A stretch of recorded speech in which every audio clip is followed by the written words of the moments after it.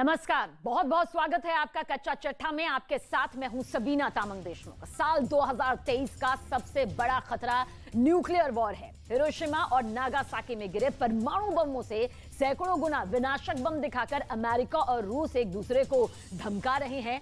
यकीन करना मुश्किल है, लेकिन यह सच है कि अमेरिका के अंदर लाखों की संख्या में परमाणु बम के साइड इफेक्ट से बचाने वाली दवाएं खरीद ली गई हैं।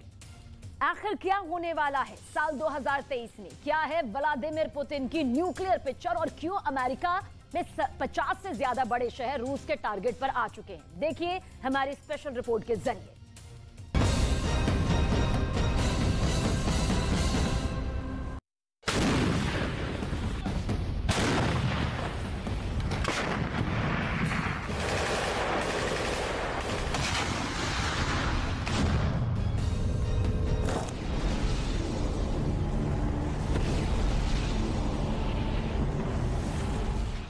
क्या हुआ अगर परमाणु बटन दबा और न्यूक्लियर हमला हुआ? पुतिन के टारगेट पर दुनिया के कौन-कौन से शहर होंगे और इन शहरों पर बम गिरा तो क्या होगा?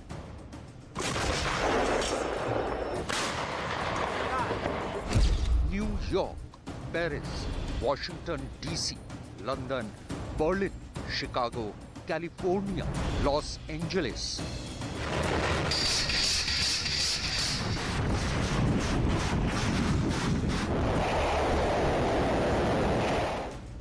ये नाम इसलिए क्योंकि पुतिन की रेंज इन शहरों तक है और अगर नेटो और अमेरिका ने उनके साथ न्यूक्लियर युद्ध शुरू किया तो पुतिन इन सभी शहरों को धूल में मिला देंगे। पुतिन का गुस्सा जलाकर राख कर देगा। ये बात बाइडेन भी जानते हैं, मैक्रोन भी जानते हैं, ऋषि सुनक भी जानते हैं और ओलाफ शॉल्स भी जानते हैं। पुतिन की न्यूक्लियर कमांड इस वक्त पूरी तरह एक्टिव है। वो अपने तमाम खतरनाक न्यूक्लियर हथियारों और उनके डिलीवरी सिस्टम को पूरी तरह परख चुके हैं। अमेरिका की सीक्रेट एजेंसी ने अपने उन ठिकानों की लिस्टिंग कर ली है जो पुतिन की न्यूक्लियर फोर्स के टारगेट बन सकते हैं। इनमें सबसे हाई प्रायोरिटी पर मिनटमैन लगे अमेरिका का Malmstrom air force base, Minot air force base, F E Warren air force base, इसके अलावा Jim Creek naval radio station, America का स्ट्रैटेजिक मिसाइल परिसर STRATCOM air force base, Pentagon, Whiteman air force base, NORAD, Peterson air force base, Kirtland वायुसेना base, Albuquerque, Barksdale, Kings Bay नौसैनिक अड्डा हैं।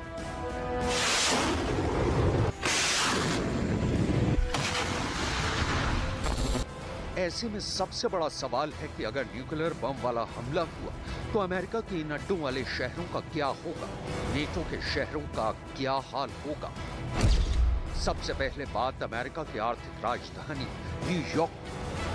New York पर रूस से अगर परमाणु हमला हुआ तो वो लंबी दूरी की रेंज वाली मिसाइलों से होगा और अगर इस शहर के बीचों बीच न्यूक्लियर ब्लास्ट हुआ तो उसका नतीजा देख लीजिए।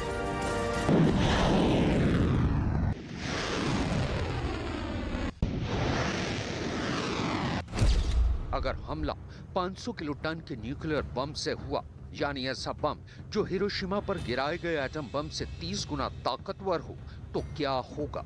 न्यूयॉर्क शहर के बीचों बीच इस धमाके से करीब करीब पूरा शहर खत्म हो जाएगा।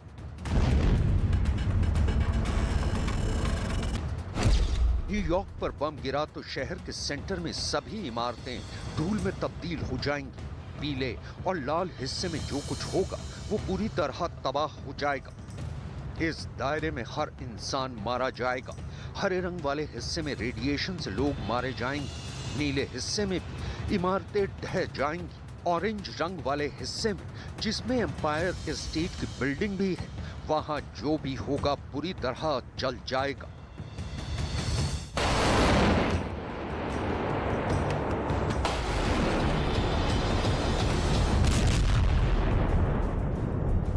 ऐसे हमले में न्यूयॉर्क की पहचान यहाँ की स्काईलाइन, जिसमें ट्रंप टावर भी होगा और वो तमाम बिल्डिंग होंगी जो हम हॉलीवुड मूवीज में देखते आए हैं, सभी जमी दोज हो जाएंगी। इस हमले में 7 लाख से ज्यादा लोगों की मौत होगी, 11 लाख से ज्यादा लोग बुरी तरह जख्मी हो जाएंगे। पुतिन के पास ऐसी कौन कौन सी मिसाइल हैं जो न्यूयॉर्क तक पहुंच सकती हैं, आपको आगे बताएंगे।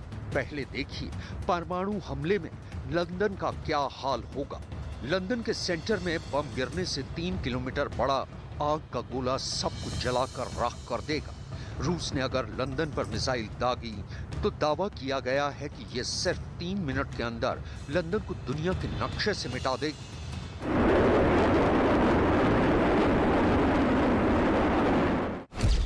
लंदन पर परमाणु हमला हुआ तो ब्रिटेन की संसद धूल में तब्दील हो जाएगी। यहाँ प्रधानमंत्री का निवास, सब कुछ खत्म हो जाएगा।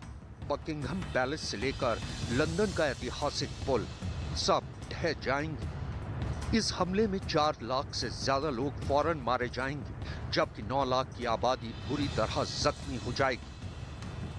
यानी उनके शरीर पर तीसरी डिग्री के जलने वाले जख्म होंगे। इनमें से भी ज्यादातर लोगों की कुछ देर बाद मौत हो जाएगी।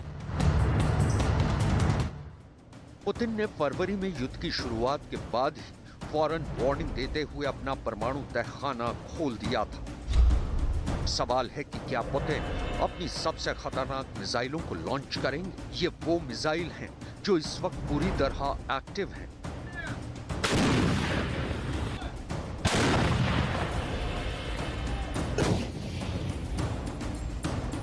रूस के लगातार हमलों के बीच ज़ेलेंस्की की लाचारी, नेटो की मजबूरी और पुतिन पर लग रहे दादागिरी वाले इल्जाम और न्यूयॉर्क को परमाणु हमले के खिलाफ तैयार करने वाली बातें, इन सब को समझाने के लिए आपको दिखाते हैं पुतिन का परमाणु तहखाना,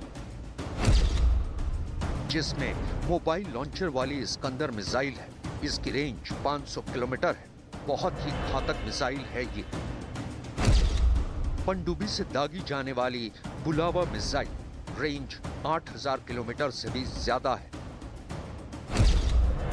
RS-36, जिसे पुतिन का शैतान भी कहते हैं, रेंज सबसे ज्यादा 16000 किलोमीटर।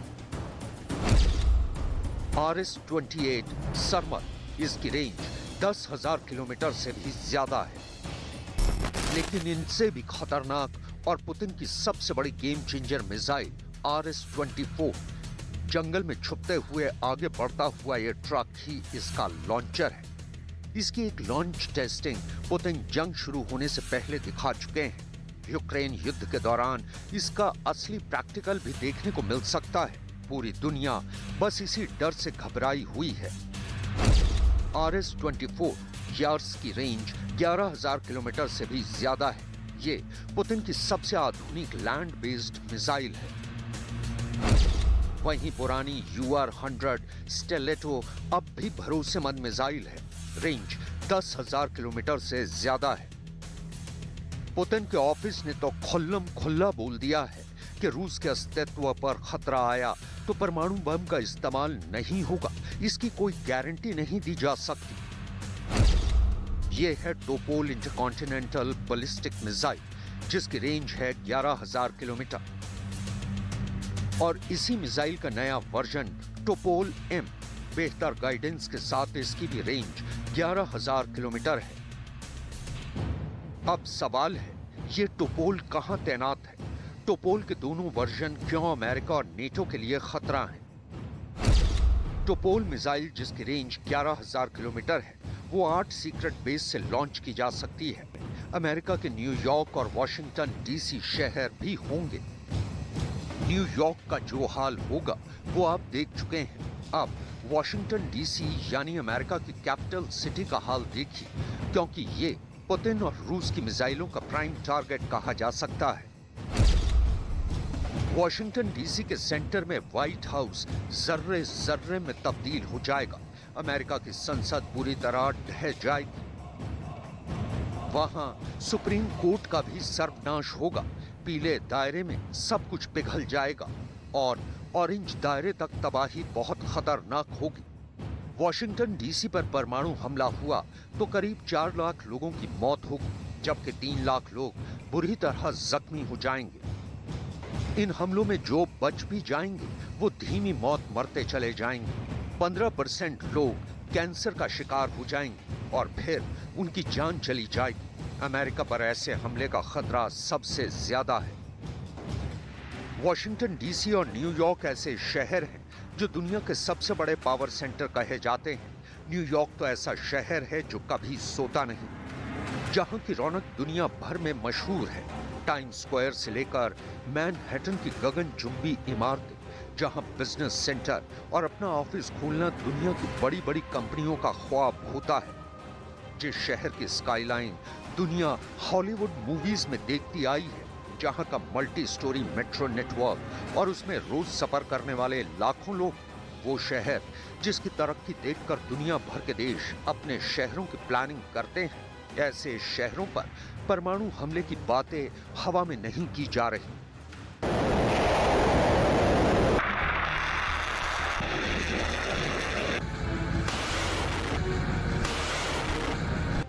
अमेरिका से लेकर यूरोप और एशिया तक दुनिया की तमाम मीडिया इसी सवाल को लेकर लेख छाप रही है। एक्सपर्ट अपने कमेंट दे रहे हैं।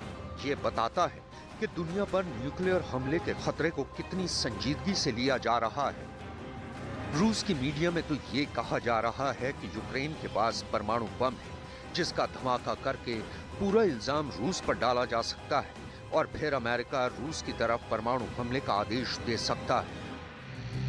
इन सभी फसाद की जड़ और न्यूक्लियर खतरे की शुरुआत यूक्रेन से हुई है और यूक्रेन पर हमले की तैयारी रूस ने 1-2 साल में नहीं की है।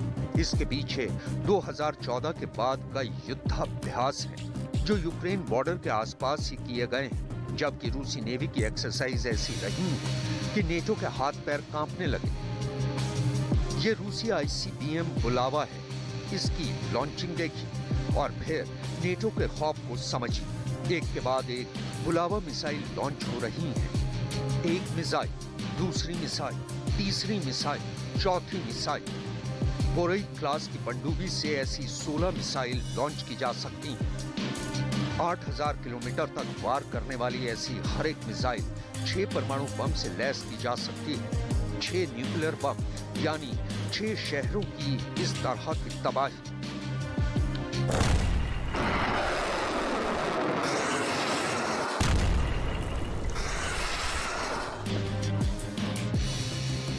अगर टारगेट अमेरिका है तो अमेरिका के ऐसे 3 दुश्मन हैं जो उस पर परमाणु हमला करने की ताकत रखते हैं। पहला है रूस, जिसकी मिसाइल पूरे अमेरिका को कवर करती हैं। दूसरा है चीन, जिसकी रेंज में भी पूरा अमेरिका है। और तीसरा है उत्तर कोरिया, जो अमेरिका के पश्चिमी तट पर बसे शहरों को मिट्टी में मिला सकता है। अब सवाल है कि इन तीनों में कौन सा देश इस वक्त अमेरिका को लेकर सबसे ज्यादा आक्रामक है, जो अमेरिका पर परमाणु हमला करने के फैसले से पीछे नहीं हटेगा। क्या वो रूस के राष्ट्रपति व्लादिमीर पुतिन है, जिनकी मिसाइलों से अमेरिका डरा डरा सा रहता है?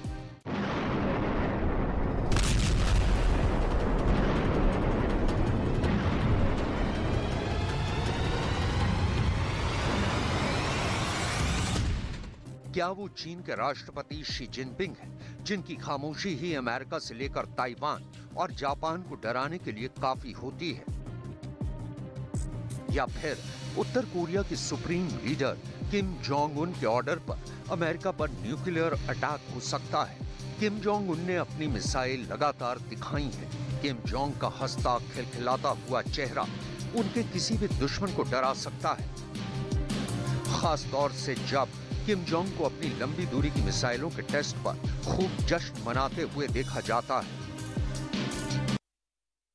सर्दियों में यूक्रेन का जो हाल व्लादिमीर पुतिन ने किया है, अब यूक्रेन में मिसाइल हमले की भी जरूरत नहीं है। बर्फ ही यूक्रेन के लिए जानलेवा मिसाइल बन चुकी है। लेकिन अब व्लादिमीर पुतिन के आगे का प्लान भी तैयार यहां पर होकर सामने आ रहा है। यूक्रेन में ठंड के बाद वसंत आना है और ये वसंत सर्दियों से भी जानलेवा साबित हो सकती है। क्या है पुतिन का जनवरी, फरवरी और मार्च का ये पूरा वॉर प्लान, इस स्पेशल रिपोर्ट के जरिए जरूर देखिए।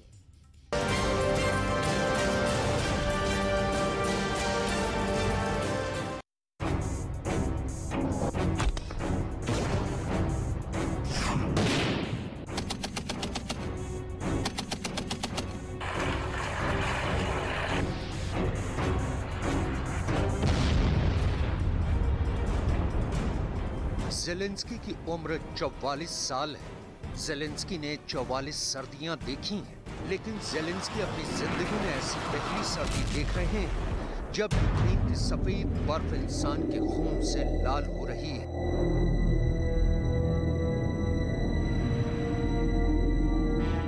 तापमान तो मॉस्को के अंदर भी माइनस के नीचे जा चुका है, लेकिन पुतिन के पास ताकत की गर्मी है।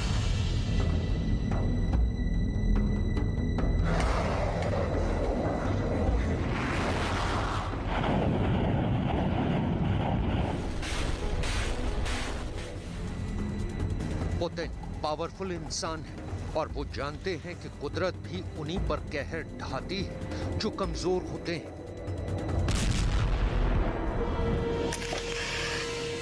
जैसा इस वक्त यूक्रेन का हाल है, लेकिन इस महाभयंकर विकट कष्टदायक बर्फीली सर्दियों के बीच यूक्रेन के सैनिकों का खून उबाल मार रहा है। ज़ेलेंस्की के लड़ाके अपनी जमीन के एक एक इंच की हिफाजत के लिए अपने खून का कतरा कतरा बहा रहे हैं।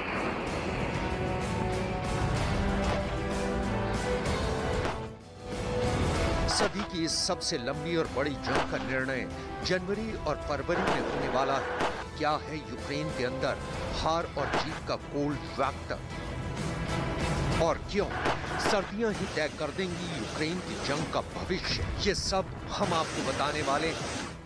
ये सर्दियां यूक्रेन और रूस दोनों के लिए निर्णायक है। जनवरी और फरवरी की भीषण ठंड रूस की फौजों के लिए काल साबित होने वाली है।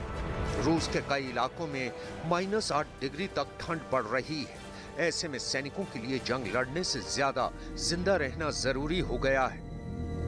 यूक्रेन की बर्फ ने रूस की सेनाओं के भारी तोपखानों को जाम कर दिया है। रूस के टैंकों के पहिए बर्फीले रेगिस्तानों में बुरी तरह से फंस चुके हैं। जगह जगह मौजूद बर्फ का दलदल रूस की सेना की रफ्तार भी धीमी कर चुका है। पुतिन को भी अंदाजा है कि उनकी फौज यूक्रेन के सफेद रेगिस्तान में फंसी हुई है। यूक्रेन के सबसे बड़े general, chief of general staff Serhiy Shaptala को जंग का माहिर खिलाड़ी माना जाता है। ज़ेलेंस्की के मिस्टर भरोसेमंद माने जाने वाले शापताला ने ज़ेलेंस्की को यह प्लान बताया है कि रूस की फौज आगे भले ही बढ़ रही है, लेकिन बर्फ आखिरकार रूस की फौज के लिए काल साबित होगी, और ठीक वैसा ही साबित भी हुआ है। इसका पूरा फायदा उठाते हुए यूक्रेन के सैनिक खंदकों, बंकरों में जाकर दुबक गए हैं। मौका पड़ने पर सूचना का लाभ उठाते हुए यूक्रेन के सैनिक ड्रोन की मदद से रूस के सैनिकों का काम तमाम कर रहे हैं। यूक्रेन के इतने बर्फीले हालातों में जनवरी और फरवरी के दौरान जब औसतन तापमान 6 डिग्री तक गिर जाएगा, तब रूस के सैनिकों के लिए लुहांस्क और डोनेत्स्क में भी अपनी सैनिक पोस्ट की सुरक्षा कर पाना बहुत मुश्किल हो जाएगा। लेकिन इन हालातों के लिए भी ज़ेलेंस्की यूक्रेन को तैयार कर रहे हैं।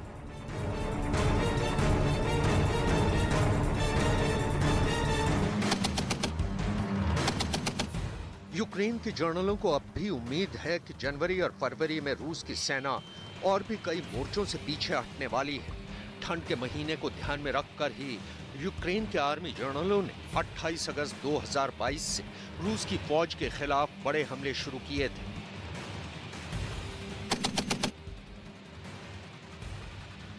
हमले के पहले ही 7 दिनों में यूक्रेन ने अपने कई शहर रूस से छीन लिए थे। यूक्रेन के ताबड़तोड़ अटैक ने रूस के सैनिकों को अपने सैन्य ठिकानों से पीछे हटने को मजबूर कर दिया। नीप्रो नदी के पश्चिम में इन गंभीर हालातों को देखते हुए रूस ने 9 नवंबर 2022 को खेरसोन से हटने का ऐलान करके पूरी दुनिया को हैरान कर दिया था। और यही वजह है कि यूक्रेन के विदेश मंत्री दिमित्री कुलेबा भी फरवरी तक का इंतजार कर रहे हैं। During your visit, President Zelensky mentioned about peace summit, right? Can you tell us a little bit more about when exactly it will happen? For example, can we say about the next months? We are aiming at the end of February, when the war will kind of enter its second, or is expected to enter its second year. The idea of the peace formula is twofold. On the one hand, not to allow Russia to manipulate the issue of peace because they regularly say that they are ready for negotiations, which is not true, because everything they do on the battlefield proves the opposite, proves to the contrary. They're not seeking peace.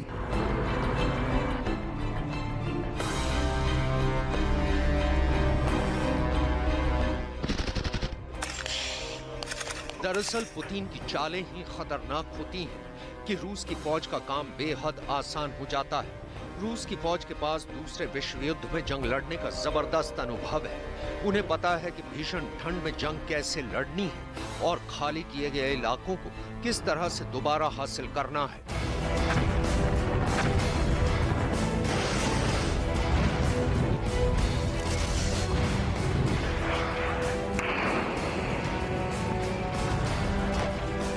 Putin के journal भीषण ठंड के बीच भी Ukraine की बिजली, पानी और gas की सप्लाई को अपनी मिसाइलों के द्वारा ठप करवा चुके हैं, ताकि यूक्रेन के अंदर ही ज़ेलेंस्की के खिलाफ विद्रोह हो जाए। पुतिन ने इसके अलावा भी सर्दियों में ज़ेलेंस्की की आर्मी की घातक कमजोरियों को पकड़ लिया है। पुतिन ने यूक्रेन के हाई मार्स मिसाइल का तोड़ निकाल लिया है। रूस को ये पता चल गया है कि हाई मार्स -20 डिग्री तापमान में काम करना बंद कर देता है, यानी ठंड बढ़ी तो हाइमार्स रॉकेट सिस्टम पूरी तरह जाम हो जाएगा। -20 डिग्री मतलब ऐसी ठंड जब मशीन तक जम जाती है।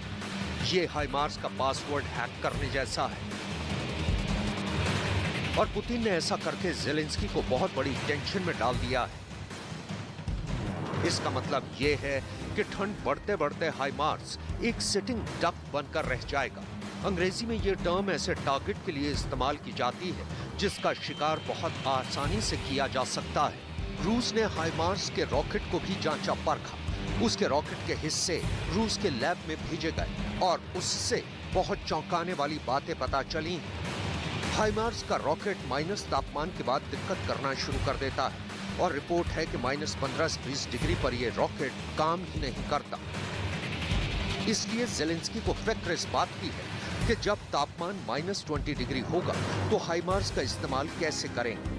यूक्रेन के कई हिस्सों में सर्दी के दौरान तापमान -25 से 30 डिग्री तक चला जाता है और यही वो वक्त होगा जिसका पुतिन को इंतजार है। ऐसे में ये रूस के जवाबी हमलों का टारगेट बन सकता है। इसलिए हाइमार्स के लिए आने वाली कड़ाके की सर्दी में छुपना भी आसान नहीं होगा।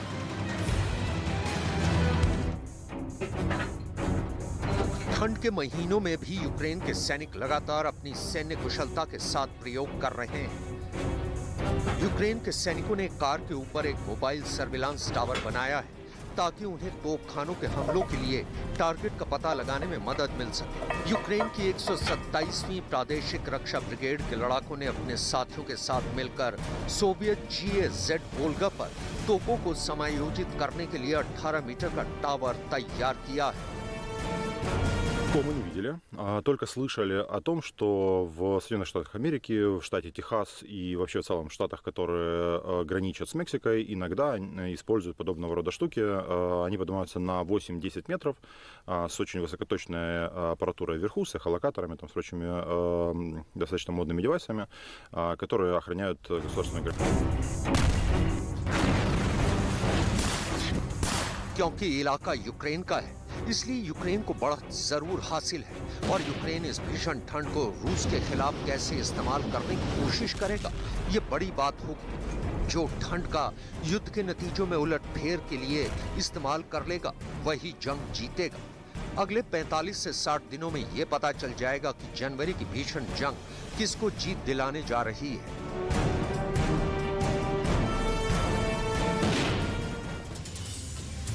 रूस और यूक्रेन की महाजंग में, महायुद्ध में एक तीसरे देश ने एंट्री यहां पर करने जा रही है और नाम है उस देश का बेलारूस।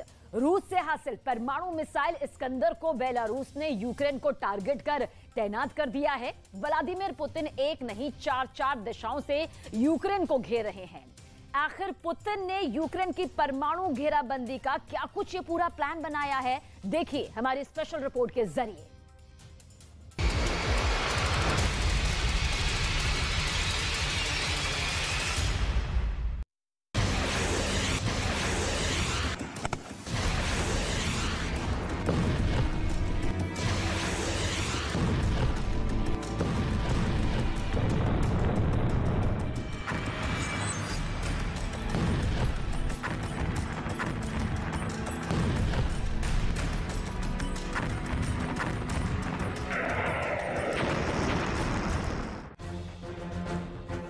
यूक्रेन की जंग की आखिरी स्क्रिप्ट पुतिन ने लिख दी है।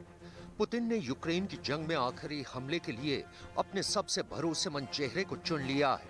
यूक्रेन की जंग में आखिरी वार रूस की धरती से नहीं बल्कि बेलारूस की धरती से हो सकता है। यूक्रेन की जंग में आखिरी वार रूस नहीं बल्कि बेलारूस कर सकता है।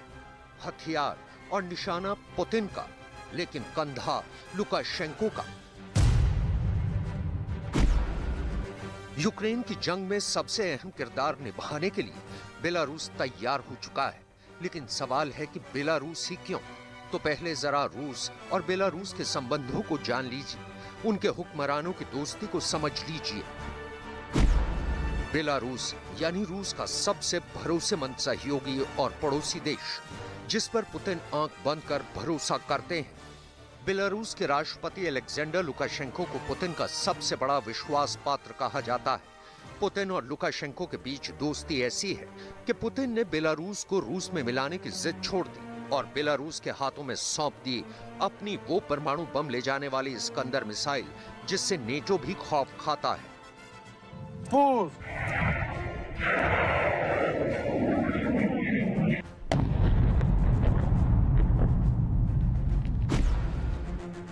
बेलारूस में रूस का ये सबसे विध्वंसक हथियार यूक्रेन में महातबाही मचाने के लिए तैयार है। बेलारूस ने ये ऐलान कर ज़ेलेंस्की की नींद हराम कर दी है कि रूसी इस्कंदर मिसाइल उसकी जमीन पर इस्तेमाल के लिए बिल्कुल तैयार है। बेलारूस के इस ऐलान के बाद यूक्रेन में हाहाकार मचा हुआ है। यूक्रेनियन इस बात से दहशत में है कि अब बेलारूस के आसमान से यूक्रेन में दाखिल होकर इस्कंदर मिसाइलें न जाने मौत का कौन सा खेल खेलेंगी।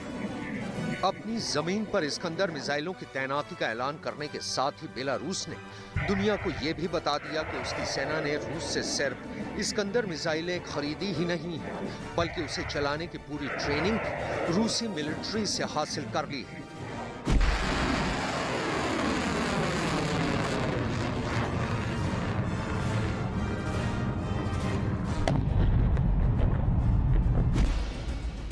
यूक्रेन के लिए इससे भी ज्यादा चिंता की बात यह है कि रूस और यूक्रेन के बीच युद्ध में अब बेलारूस की मुकम्मल एंट्री हो चुकी है, जिसका ऐलान खुद बेलारूस के रक्षा मंत्रालय ने किया है। बेलारूसी रक्षा मंत्रालय में आइडियोलॉजी के मुख्य निदेशालय के प्रमुख लियोनिद कालिंस्की ने कहा, आज इस्कंदर और S-400 सिस्टम वॉर ड्यूटी पर तैनात है और ये दोनों हथियार अपने वांछित टारगेट को निशाना बनाने के लिए पूरी तरह से तैयार हैं।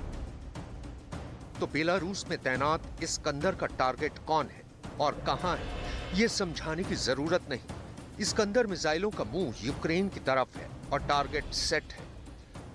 जरूरत है तो पुतिन के बस एक इशारे की, जिसके बाद इस्कंदर मिसाइलें यूक्रेन में आग बरसाएंगी।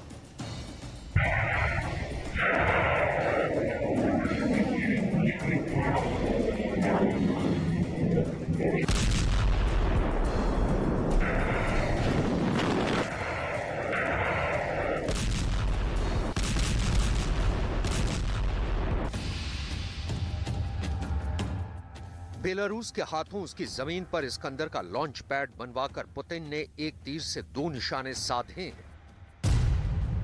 बेलारूस वो देश है जिसकी सीमा यूक्रेन और पोलैंड से मिलती है।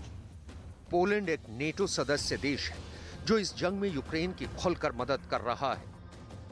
पोलैंड ही वो देश है जिसकी जमीन का इस्तेमाल यूक्रेन में विदेशी हथियार पहुंचाने के लिए हो रहा है।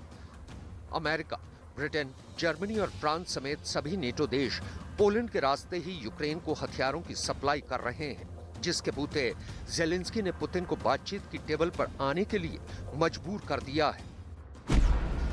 रूस ने अब से 6 महीने पहले जून में बेलारूस को इस्कंदर मिसाइल और S-400 सिस्टम देने का ऐलान किया था। पुतिन ने सेंट पीटर्सबर्ग में बेलारूस के राष्ट्रपति लुकाशेंको से मुलाकात के दौरान अपने इन दो सबसे पावरफुल वेपन्स देने की हामी भरी थी। पुतिन ने तभी बता दिया था कि वो बेलारूस को इस्कंदर का न्यूक्लियर वॉरहेड कैपेबल वर्जन देंगे। पुतिन ने अपने दोस्त से किया वादा निभाया और आज बेलारूस के पास परमाणु हमला करने वाली बाहुबली मिसाइल मौजूद है।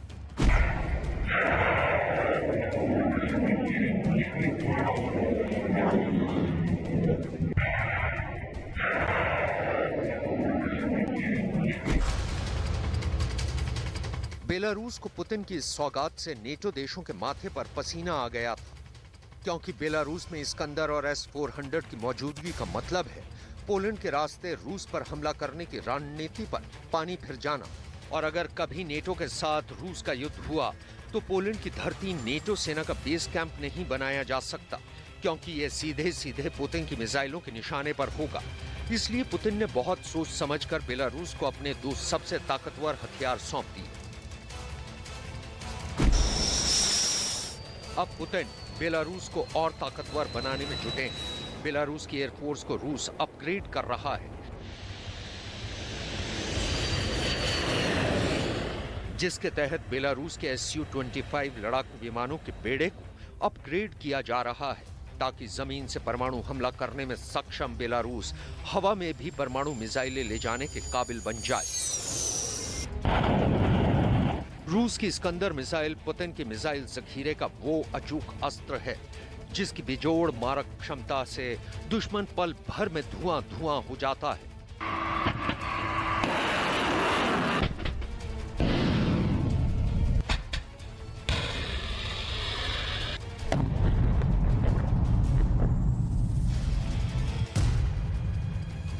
इस्कंदर मिसाइल को रूसी सेना में 2006 में शामिल किया गया था। रूस को इस्कंदर मिसाइल बनाने की जरूरत 1980 के दशक में तब महसूस हुई थी जब इंटरमीडिएट न्यूक्लियर फोर्सेस ट्रीटी पर साइन करने के बाद रूस की ओका शॉर्ट रेंज बैलिस्टिक मिसाइल पर बैन लगा दिया गया था। इस्कंदर मिसाइल सिस्टम को नेटो ने SS-26 स्टोन नाम दिया है। यह मिसाइल 500 से 700 किलोग्राम तक परमाणु और गैर परमाणु वॉरहेड ले जाने में सक्षम है। इस्कंदर मिसाइल मैक 5.9 की स्पीड से उड़ान भर सकती है। इतनी स्पीड में ये दुश्मन के रेडार को चकमा देने का भी हुनर जानती है। इस्कंदर मिसाइल सिस्टम में अलग अलग तरीके के हथियार शामिल होते हैं। इसमें cluster, munition, warhead, bunker busting के लिए एक अर्थ पेनिट्रेटर और एंटी रेडार मिशन के लिए एक इलेक्ट्रोमैग्नेटिक पल्स डिवाइस शामिल है। इसका लेटेस्ट वर्जन इस्कंदर M 2018 में लॉन्च किया गया। Iskander M system 2 solid propellant single stage guided missile है। इस सिस्टम की हर मिसाइल को पूरे उड़ान के दौरान कभी भी कंट्रोल किया जा सकता है। इनमें से सभी मिसाइलों में अलग ना होने वाला वॉरहेड लगाया जाता है, जिसकी वजह से ये मिसाइलें स्वतंत्र रूप से अपने लक्ष्य का पीछा करते हुए उन्हें नेस्त नाबूद कर देती हैं।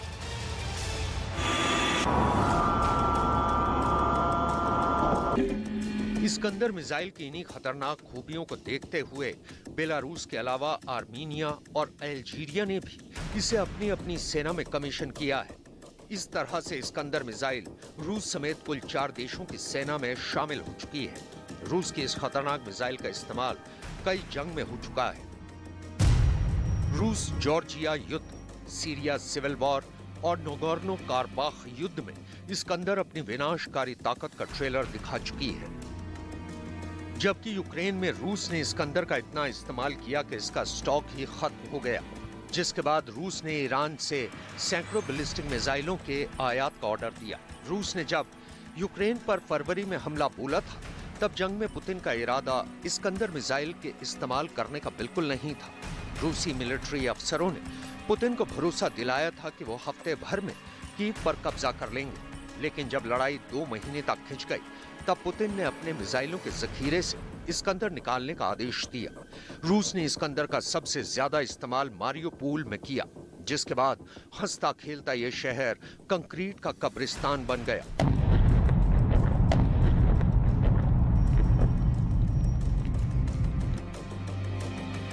दुनिया को अब समझ आ रहा है कि बेलारूस की सैन्य ताकत बढ़ाना पुतिन की जंगी रणनीति का अहम हिस्सा क्यों है।